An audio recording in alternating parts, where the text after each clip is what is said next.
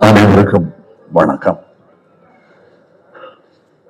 இந்த எங்கள் பயணத்தில் ஆரம்பம் முதல் எங்களை தாங்கி பிடித்து இந்த மேடை வரை கொண்டு சேர்த்ததில் பெரும் பங்கு உங்களுக்கும் உள்ளது.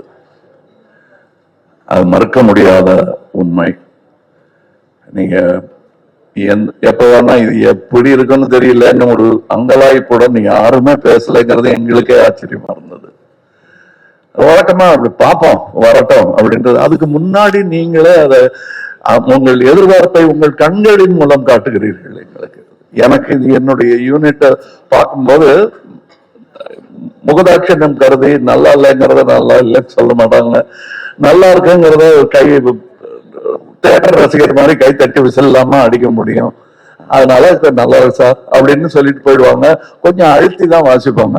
ஆனால் நான் அவங்க கண்ணை பார்த்துக்கிட்டே இருப்பேன். ஏன்னா அவங்க எல்லாருமே சீசன்ட் பீப்புள். இதுல இங்க வந்து கத்துக்கலாம்னு வந்தோம் சார்ங்கிறவங்க யாருமே கத்துக்கிட்டு வந்தவங்க தான். டெக்னீஷியன்ஸா இருக்கட்டும், நடிகர்களா இருக்கட்டும், அவங்க கூட வேலை செய்யும் போது அவங்க முகத்துல பாக்குற சந்தோஷத்தை அது அப்படியே ஒரு பெரும் தொற்று, அது யூனிட்டுக்கே தொற்றிக்குச்சு. அதை உங்களுக்கும் வழங்க வேண்டும் என்பதுதான் எங்கள் ஆசை. எங்களுக்கு வேற பெரிய பெருமைகள் இப்படி பண்ணிருக்கோம் அப்படி பண்ணிருக்கோம் பேசுறதை விட ஒரு க்ளோஸ் அப், அது சிந்து சார் தான் இருக்கட்டும், இல்ல ஒரு சின்ன பையன் தான் இருக்கட்டும், அது எடுக்கிறதுக்கு ஒரு 50 பேர் வேலை செய்வாங்க. திரை பூரா ஒரு முகம் தான் இருக்கும். அது அப்படி அதுக்கே அப்படின்னா இதுல நீங்க பாருங்க, காரை புரட்டி போட்டு தமிழ் சினிமாவையும் புரட்டி போடணுங்கிறது தான் எங்களுக்கு ரொம்ப நாள் ஆசை. அதை செய்ய முயற்சி பண்ணிட்டே இருக்கோம். எல்லா நேரமும் தூக்க முடியாது, யாராவது உதவிக்கு வேணும். புரட்டி போடுறது பெரிய விஷயம். கொஞ்சமாக நகர்த்தலாம் நாங்கள் விரும்பும் திசை நோக்கி அப்படின்னதுல இதுல எங்களுக்கு கிடைச்ச படை வீரர்கள் நிறைந்த படை. அதுவும் பிஹைண்ட் த சீன்ஸ்ல நீங்க பார்த்தது ஒரு கிளிம்ஸ் தான். ட்ரெயின்ல வேகமா போகும்போது சீனரி தெரியுற மாதிரி உங்களுக்கு தெரியும். நாங்க கிட்ட ஜங்ஷன்ல நின்று எல்லாரையும் வண்டியில ஏத்திக்கிட்டு வந்தவங்க எத்தனை பேர் வைத்திருக்கிறார்கள். இன்டர்நேஷனல் தரத்தில் இருக்கும் எங்கள் டெக்னீஷியன்ஸ். நிஜமாவே வெளிநாட்டுல இருந்து வேலை செஞ்சவங்க, இங்கிருந்து வேலை செஞ்சவங்க வெளிநாட்டுக்காரங்க பாராட்டுற அளவுக்கு வேலை செஞ்சிருக்காங்கிறது தான் என்னுடைய தாழ்மையான கருத்து. உதாரணம், மணிரத்னம் சாரை பத்தி சொல்ல வேண்டாம். மணிரத்னம் பிலிம் அப்படின்னு போட்டுக்கொள்வதற்கான எல்லா தகுதியும் கிட்டத்தட்ட 40 வருஷத்துக்கு முன்னாடியே அவர் பெற்றுட்டார். இது இட்ஸ் அ மணிரத்னம் பிலிம். இவர்களை போலவே எனக்கு அவர் படத்தில் நடிப்பது, நாசருக்கு நாயகன் போது எப்படி இருந்ததோ அந்த மாதிரி இருந்தது எனக்கு. ஏன்னா நான் பார்த்த அந்த இளைஞர் மணி இன்னைக்கு ஞானியாக, சினிமா ஞானியாக மாறி இருக்கிறார். எனக்கு பட்டம் கொடுத்திருக்கிறாங்க அந்த மாதிரி. சோ அவர் கூட வேலை செய்யறது எனக்கு குதூகலமா இருந்தது என்பதுதான் உண்மை. அது எல்லாருக்கும் தெரியும், படம் பார்க்கும்போது தெரியும்.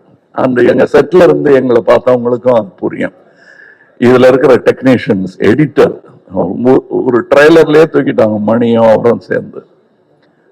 அது ஒரு சூப்பர் ஹிட் பண்ணிட்டாங்க. அதெல்லாம் நல்ல சிறந்த டெக்னீஷியன்கள், பதட்டம் இல்லாமல் எந்த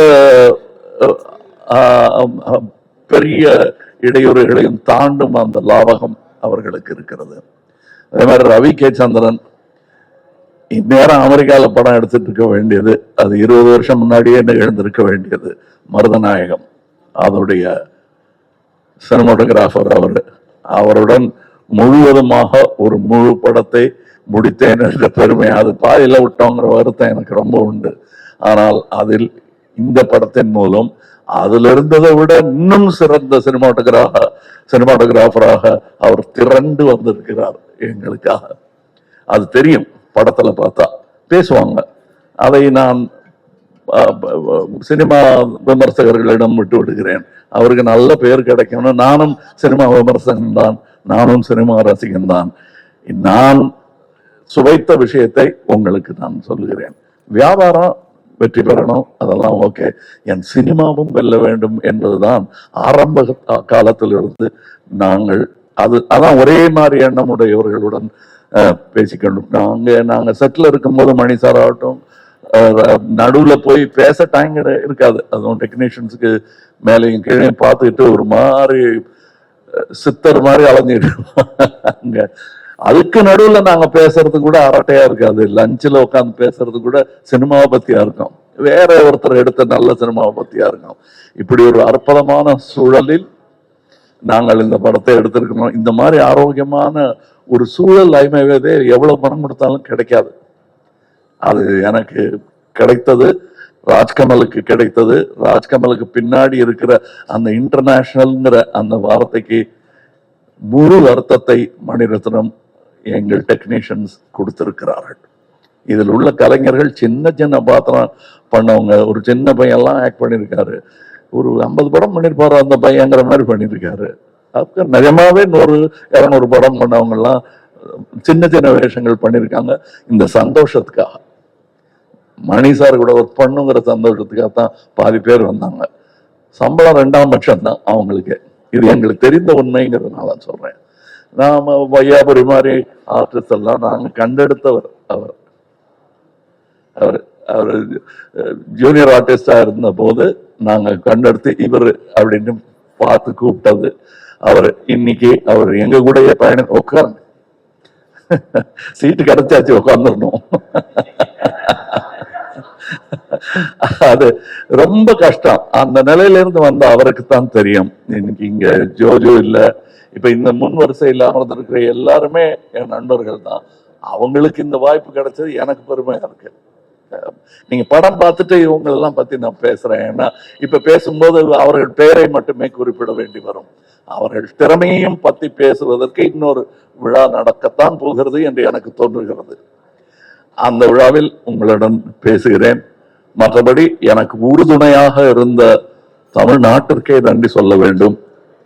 நான் மேடையில் பேசும்போது உயிரே உறவே தமிழே என்று சொன்னதற்கான அர்த்தத்தையும் நான் முழுமையாக உணர்கிறேன். நன்றி, வணக்கம்.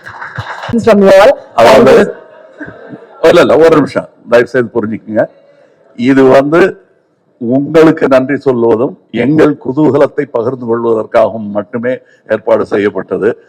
நம்ம எல்லாம் உட்கார்ந்து சாப்பிடுவோம். இன்னும் பேச வேண்டியது நிறைய இருக்கு. அது தக் லைஃப் சம்பந்தப்பட்டது இல்லை, அது அப்புறம் பேசுவோம். கண்டிப்பா அதற்கான நேரத்தை ஒதுக்கி தர வேண்டியது என் கடமை தமிழனாக. நன்றி, வணக்கம்.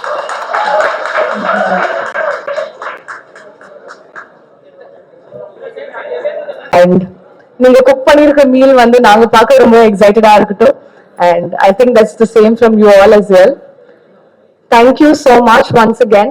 Marakama, please do have lunch and go home safe. Signing off, Akshita Das.